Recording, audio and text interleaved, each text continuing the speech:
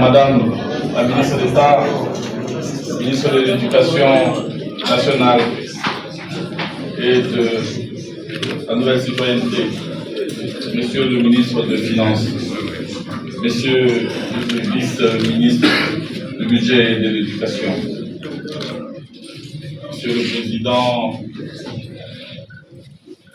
de l'intersyndicale,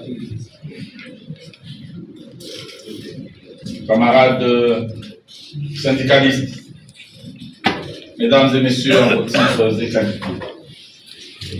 Tout est bien qui finit bien. Depuis 15 jours, nous avions eu des échanges âpres par moment, dans le cadre de ces travaux, la commission paritaire destinée à évaluer les degrés d'engagement, les degrés d'exécution des engagements pris par le gouvernement précédemment afin d'améliorer les conditions sociales des enseignants en République démocratique du Congo. J'étais fier d'assister à des discussions constructives qui ont finalement abouti, comme nous l'avons souhaité, à un compromis républicain et pragmatique. Nous avons privilégié l'intérêt général en lieu et place de nos intérêts corporatistes.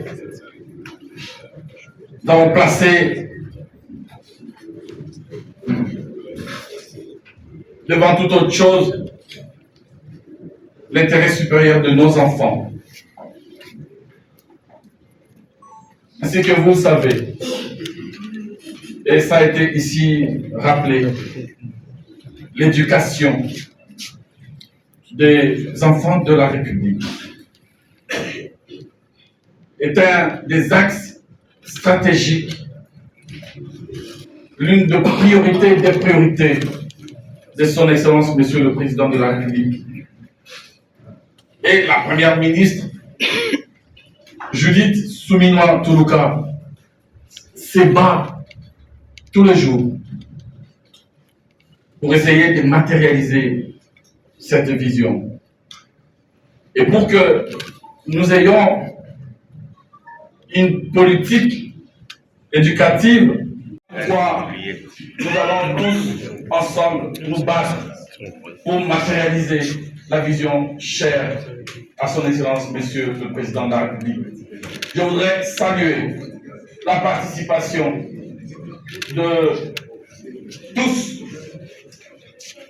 à ces travaux. Participation positive. Saluer la contribution de ceux qui sont venus de loin pour prendre part à ces travaux. Remercier les banques syndicales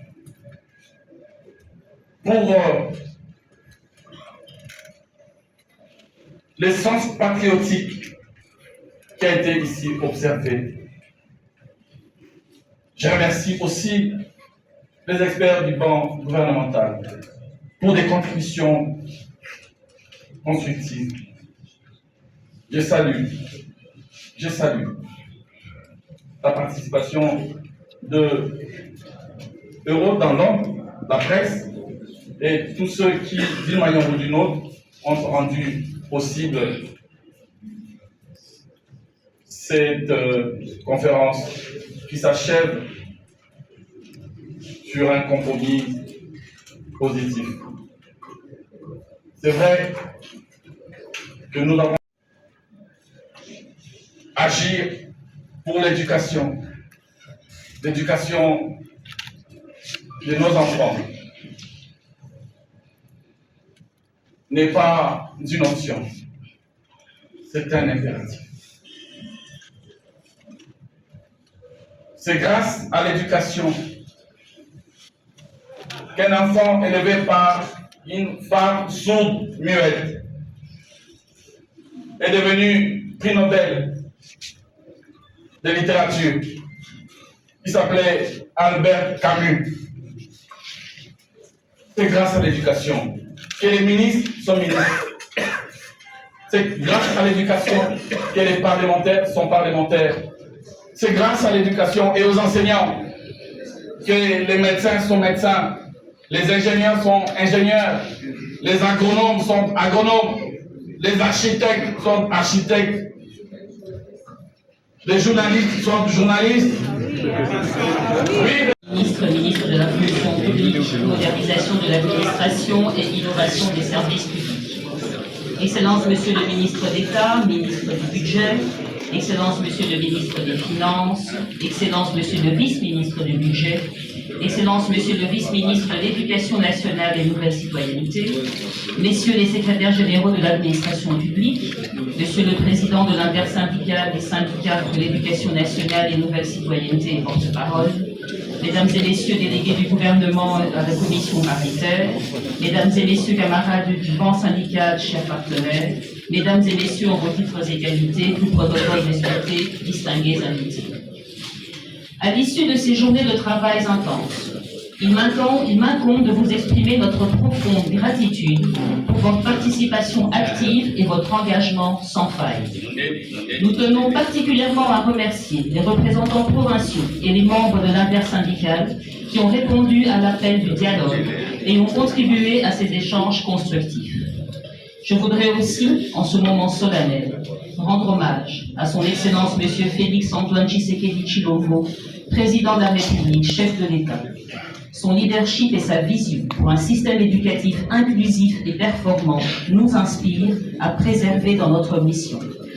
C'est grâce à sa volonté de promouvoir un dialogue constructif et constant avec tous les partenaires que nous avons pu organiser ces assises qui sont cruciales pour l'avenir de notre éducation nationale. Les moments que nous avons partagés ici ont été riches en enseignements et ont permis à notre nouvelle équipe de mieux comprendre les difficultés auxquelles les enseignants sont confrontés au quotidien, ainsi que les défis du système éducatif de notre pays. Nous avons écouté avec attention vos préoccupations et vos attentes, et nous repartons avec une détermination renforcée pour améliorer les conditions de travail et de vie de nos enseignants, comme l'a rappelé le Président de la République dans son discours sur l'importance de l'éducation pour l'avenir de notre pays.